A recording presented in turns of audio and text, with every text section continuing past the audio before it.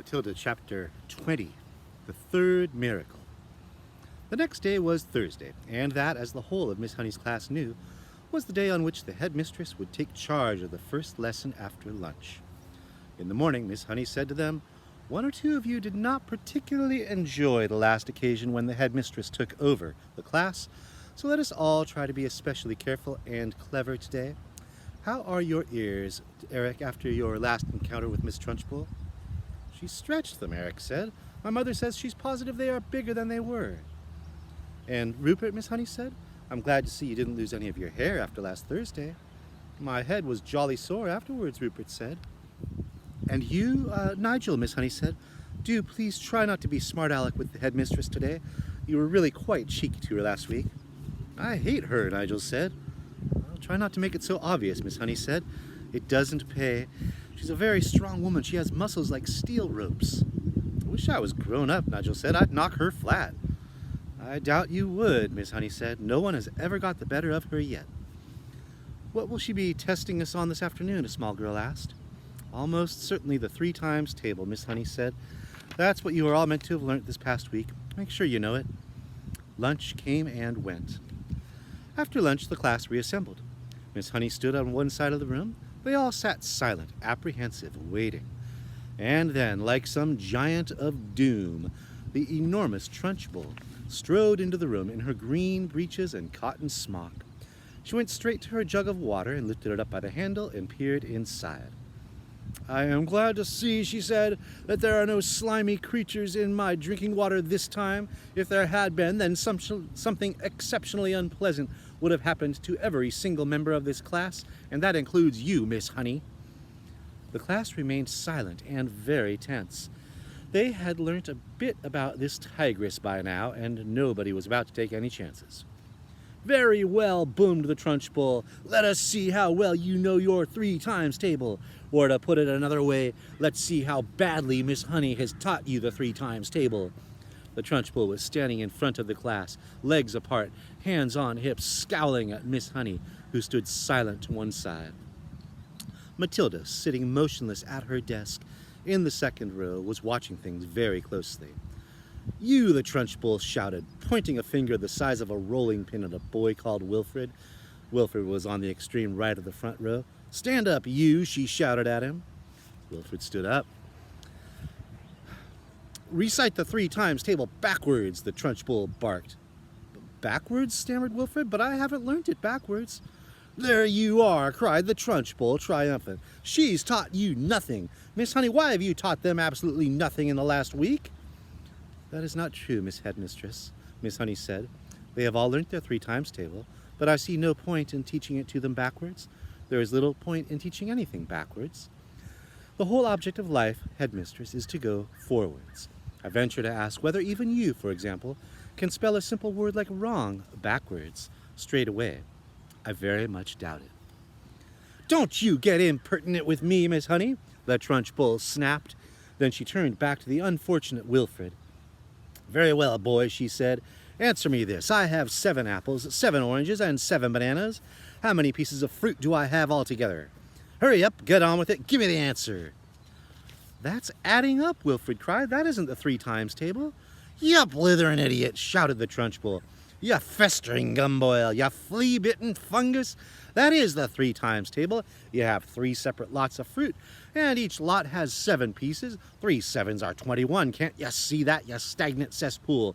I'll give you one more chance. I have 8 coconuts, 8 monkey nuts, and 8 little idiots like you.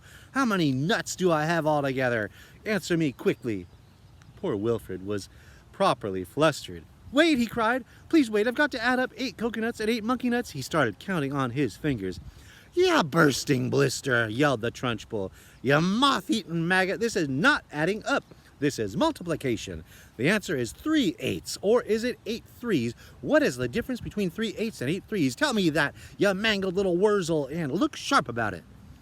By now, Wilfred was far too frightened and bewildered even to speak. In 2 strides, the Trunchbull was beside him, and by some amazing gymnastic trick, it may have been judo or karate, she flipped the back of Wilfred's legs with one of her feet so that the boy shot up off the ground and turned a somersault in the air. but halfway through the somersault, she caught him by an ankle and held him dangling upside down like a plucked chicken in a shop window. 8 threes, the Trunchbull shouted, swinging Wilfred from side to side by his ankle. 8 threes is the same as 3 eights, and 3 eights are 24. Repeat that. At exactly that moment, Nigel, at the other end of the room, jumped to his feet and started pointing excitedly at the blackboard and screaming, "The chalk! The chalk! Look at the chalk! It's moving all on its own!" So hysterical and shrill was Nigel's scream that everyone in the place, including the Trunchbull, looked up at the blackboard, and there, sure enough, was a brand new piece of chalk hovering near the gray-black writing surface of the blackboard. "It's writing something!" screamed Nigel. "The chalk is writing something!" And indeed it was. Agatha. "What the blazes is this?" yelled the Trunchbull. It had shaken her to see her own first name being written like that by an invisible hand. She dropped Wilfred onto the floor. Then she yelled at nobody in particular, "Who's doing this? Who's doing this? Who's writing it?" The chalk continued to write. "Agatha, this is Magnus. This is Magnus." Everyone in the place heard the gasp that came from the Trunchbull's throat. "No," she cried, "it can't be. It can't be Magnus." "It is Magnus, and you'd better believe it." Miss Honey at the side of the room glanced quickly at Matilda. The child was sitting very straight at her desk, the head held high, the mouth compressed, the eyes glittering like 2 stars. "Agatha, give my Jenny back her house." For some reason, everyone now looked at the Trunchbull. The woman's face had turned white as snow, and her mouth was opening and shutting like a halibut out of water, and giving out a series of strangled gasps. "Give my Jenny her wages. Give my Jenny the house. Then get out of here. If you don't, I will come and get you. I will come and get you like you got me. I am watching you, Agatha." The chalk stopped writing. It hovered for a few moments, then suddenly it dropped to the floor with a tinkle and broke in 2. Wilfred, who had managed to resume his seat in the front row, screamed, "Miss Trunchbull has fallen down! Miss Trunchbull is on the floor!" This was the most sensational bit of news of all, and the entire class jumped up out of their seats to have a really good look. And there she was, the huge figure of the headmistress, stretched full length on her back across the floor, out for the count. Miss Honey ran forward and knelt beside the prostrate giant. "She's fainted," she cried. "She's out cold. Someone go and fetch the matron at once." 3 children ran out of the room. Nigel, always ready for action, leapt up and seized the big jug of water. "My father says cold water is the best way to wake up someone who's fainted," he said, and with that he tipped the entire contents of the jug all over the Trunchbull's head. No one, not even Miss Honey, protested. As for Matilda, she continued to sit motionless at her desk. She was feeling curiously elated.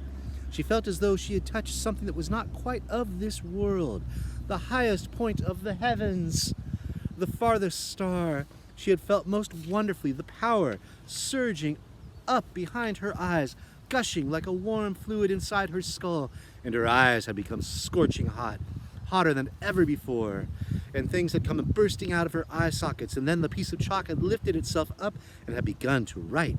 It seemed as though she had hardly done anything. It had all been so simple. The school matron, followed by 5 teachers, 3 women and 2 men, came rushing into the room. "By golly, somebody's floored her at last," cried one of the men, grinning. "Congratulations, Miss Honey." "Who threw the water over her, miss?" asked the matron. "I did," said Nigel proudly. "Good for you," another teacher said. "Shall we get some more?"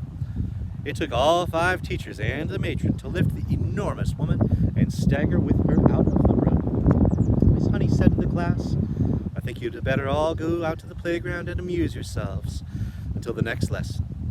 Then she turned and walked over to the blackboard and began carefully wiping out all the chalk writing. The children began filing out of the classroom. Matilda started to go with them. But as she passed Miss Honey, she paused and her twinkling eyes met the teacher's eyes. And Miss Honey ran forward and gave the tiny child a great big hug and a kiss.